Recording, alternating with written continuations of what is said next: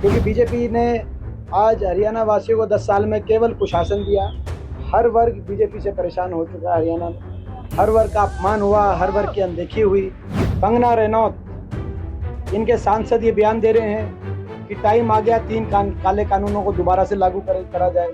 लोकसभा में पहले तो हरियाणा से संसद में हम अकेले थे, 15 में से 14 बीजेपी के एमपी थे। अब तो लोकसभा चुनाव में लोगों ने बीजेपी कर दिया हाफ और विधानसभा में बीजेपी कर देगी साफ। और हम कंगना रनौत और बीजेपी के तमाम एमपीओ को चुनौती देते हैं, हरियाणा की सरकार जब कांग्रेस की बनेगी उसके बाद इन 3 कानूनों को वापस लाके दिखाएंगे। दीपेंद्र सिंह हुड्डा चुनावों के इस दौर में जमकर बीजेपी और बीजेपी नेताओं पर निशाना साध रहे हैं। आज सिरसा में उन्होंने कंगना रनौत के बयान के साथ साथ हरियाणा बीजेपी पर भी जमकर तंज कसे। दीपेंद्र हुड्डा ने कंगना रनौत को चुनौती देते हुए कहा कि हरियाणा में कांग्रेस की सरकार बनने के बाद भी किसी भी हालत में 3 कृषि कानूनों को लागू नहीं होने दिया जाएगा। क्योंकि बीजेपी ने आज हरियाणा वासियों को 10 साल में केवल कुशासन दिया। हर वर्ग बीजेपी से परेशान हो चुका है हरियाणा में। हर वर्ग का अपमान हुआ, हर वर्ग की अनदेखी हुई, हर वर्ग का तिरस्कार हुआ। 10 साल की इनकी सरकार में कोई भी एक काम बताने लायक भी नहीं।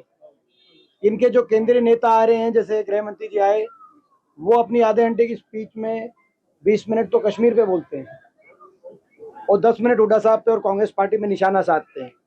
तो यानी कि कुछ बताने लायक काम भी नहीं। 10 साल की सरकार की कोई उपलब्धि बताएं, हम माने, उपलब्धि भी बताने लायक दिखाई नहीं दे रही।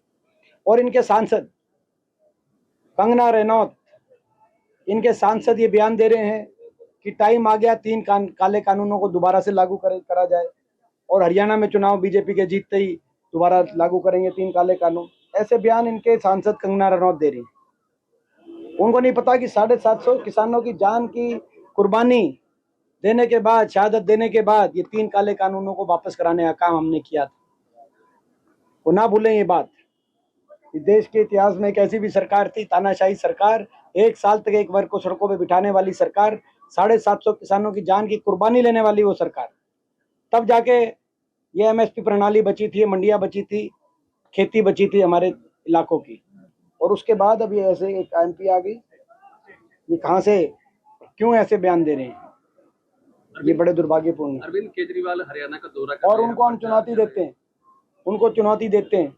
लोकसभा में पहले तो हरियाणा से संसद में हम अकेले थे, 15 में से 14 बीजेपी के एमपी थे। अब तो लोकसभा चुनाव में लोगों ने बीजेपी कर दिया हाफ और विधानसभा में बीजेपी कर देगी साफ।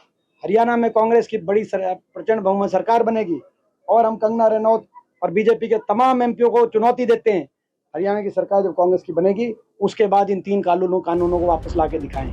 दीपेंद्र हुड्डा ने कंगना रनौत के बयान को दुर्भाग्यपूर्ण बताया और बीजेपी पर तंज कसते हुए कहा कि लोकसभा चुनाव में बीजेपी हरियाणा में हाफ हो गई और विधानसभा चुनाव में पूरी तरह साफ हो जाएगी। वहीं दीपेंद्र ने बातों ही बातों में इनेलो पर हमला करते हुए कहा कि ऐलनाबाद में कांग्रेस ने एक बड़ा खेल कर दिया है। सिरसा से सतनाम सिंह, पंजाब केसरी टीवी। हमसे जुड़े रहने के लिए हमारे YouTube चैनल को सब्सक्राइब करें और नई वीडियो की नोटिफिकेशन के लिए बेल आइकॉन को दबाएं। अगर आप ये वीडियो Facebook पर देख रहे हैं तो लाइक जरूर करें और ज्यादा से ज्यादा शेयर करें। धन्यवाद।